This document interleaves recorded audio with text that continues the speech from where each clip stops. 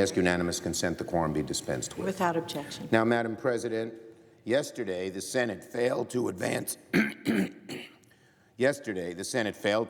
a motion to proceed to a package of appropriations bills, demonstrating something that Leader McConnell already knew. There are not enough votes in the Senate for the President's wall. The Senate refuses to fund a border wall that the President promised Mexico would pay for, especially not at the expense of our troops and their families and important public health programs like child care and Head Start. Just yesterday, the Pentagon warned of dire outcomes if the money to fund the military is not provided. Read today's Washington Post. Our military people are upset with this. Now, their chain of command, they're not going to publicly say it, but we know it. Over 120 military projects stand to lose funding. And we aren't talking about fixing parking lots. We're talking about military readiness. We're talking about medical facilities for troops in North Carolina. We're talking about schools for military families in Kentucky. We're talking about explosives stored in unsafe conditions. We're talking about a very important engineering lab at West Point to train our future soldiers. Even hurricane recovery projects in Florida at risk. The Defense Department was very clear. Without this funding, lives would be at risk. But that's what Republicans on the Appropriations Committee proposed. The Senate rightly rejected that idea. The Republican leader is saying we're hurting the military? Give me a break. We are defending the military. How much bull does the majority leader think the American public will swallow? They're taking money out of the military to put it in the wall, and he says that we are hurting the military? Oh, no. Leader McConnell, you are hurting the military, and we defended them. We defended them because we want the money to go to the military, not to the wall. And by the way, in that regard, Leader McConnell did not stick with the agreement.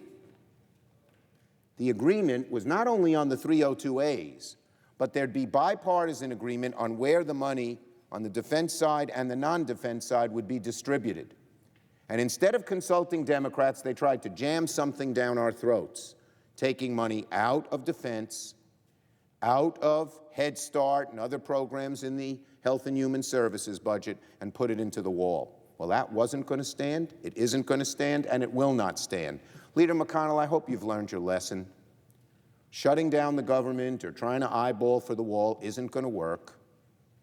Let's roll up our sleeves and work together. My friend, the Republican leader and Chairman Shelby, have now shown the President that they tried again to fund his wall. They've seen once again that the votes are not there. They have seen once again that when the Senate Republicans do the President's bidding and refuse to engage in Democrats, the only thing they accomplish is wasted time. The pattern repeats itself far too frequently. The same impulse to do the President's bidding. They're so afraid of this President. And that's what led to the 35-day Trump shutdown earlier this year. Let's not repeat that, Republicans. Let's learn our lessons. The same impulse led Republicans to deny for months disaster aid to Puerto Rico. But in each case, whether it be taking money out of needed places like the military and putting it into the wall, or not being fair to Puerto Rico when it came to aid, they had to relent and work with Democrats. Glad they did, for the good of the country. So enough time has been wasted this work period. Leader McConnell, Chairman Shelby, let's sit down. It's time for you to sit down and negotiate with Democrats on the way forward. Now, there's another bright spot. Well, let's talk about the CR, the short-term CR. That was released last night. The continuing resolution is an important measure to keep the government open until late November and allow appropriators to get a bipartisan agreement for fiscal year 2020. One program that has not received enough attention is the Agricultural Relief Program, known commonly as the Commodity Credit Corporation. This is an important program that should help all farmers suffering from certain exigencies of the market, like price declines, natural disasters. Unfortunately, over the past year, the President turned this important agricultural relief program that we all support into a giant slush fund. The relief payments have gotten political. Crops in red states have received outside subsidies, while crops in blue states were shortchanged. Cotton, for example, has gotten a huge subsidy compared to dairy and specialty crops, fruits and vegetables. The payments were not matched to the damage caused to each crop. Even soybeans, the supposed reason for this, at the beginning was greatly shortchanged for cotton, and even now cotton is being treated better. In addition, and just as bad, if not worse, there's been a huge amount of waste and abuse in the program. Large agribusinesses, including some foreign agribusinesses like a Brazilian beef corporation, are receiving funding through this program while American dairy farmers are passed over. There are limits on the CCC program. If you make over $900,000, you get up to, if you make over $900,000, you shouldn't get any money. The most any farm can get is $250,000 if there are two farmers on the family, a husband and a wife. Those don't seem to obey either. So we're very pleased that Republicans acceded to our wish. Democrats were able to inject some transparency into the agricultural relief program. In this short-term CR, we require reporting on whether the funding is going to foreign sources and justification for why money went where it did. We're going to look at this report before we move to the full appropriations bill in a month or two to make sure the money is going to our American farmers who need it. Not foreigners, not wealthy agribusiness, not all slanted to one product like cotton, when there's so many other needs. This is a good victory for Democrats in a day of some victories for Democrats. Another bright spot, election security.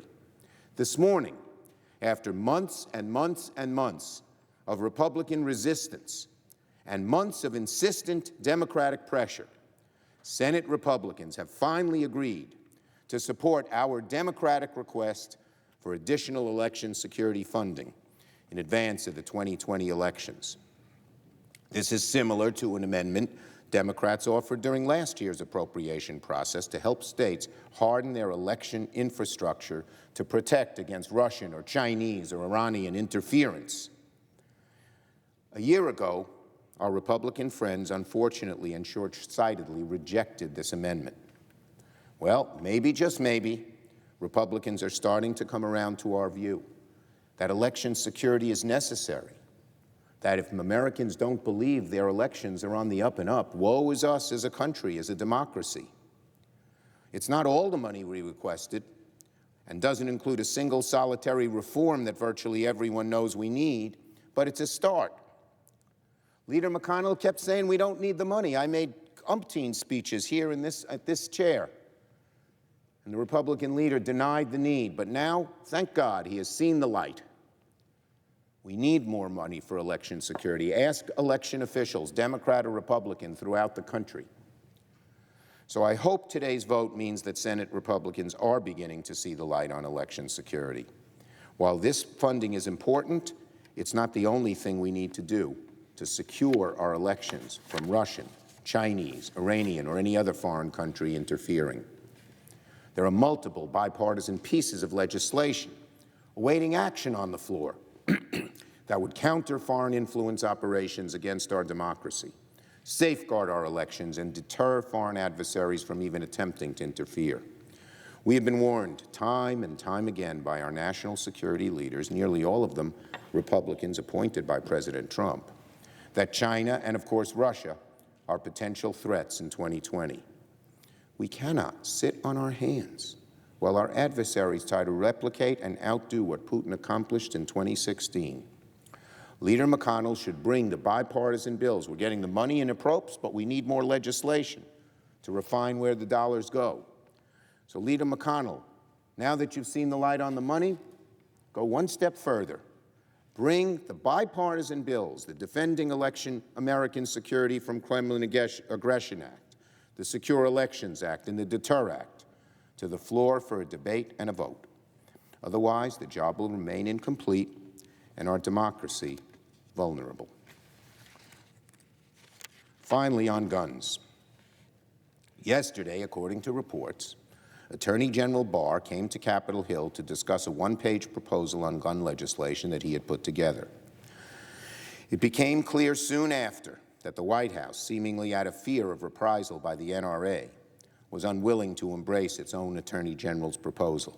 And once again, the White House refused to take a stand on what they proposed to do on the question of gun violence. President Trump and Senate Republicans are trying to find a way to have their cake and eat it too, searching for a plan that the public will accept and won't offend the NRA. It's a fool's errand. Leader McConnell, President Trump, you can't please the NRA and at the same time do good gun legislation that will save lives. You cannot please the NRA unless you do something that is either regressive or at the very best toothless. Get it through your heads. That's how it is. So if you want to do something real on gun legislation and save lives, you have to reject the NRA's ministrations. The NRA is wildly out of step with the views of the American public. Its policies are reactionary, its leadership recalcitrant and divided. Look no further than the universal background check bill. 93% of Americans and the great majority of gun owners, 80% of Republicans, support the idea, but not the NRA. As for yesterday's plan floated by the Republican Attorney General, a plan that would only modestly expand background checks, representatives of the NRA called it a non-starter. The views of the NRA and the views of the American public are fundamentally incompatible. President Trump, Leader McConnell, Senate Republicans, which side are you on? Are you with the NRA or are you with the American people? I yield the floor and note the absence of a quorum. Clerk will call the roll.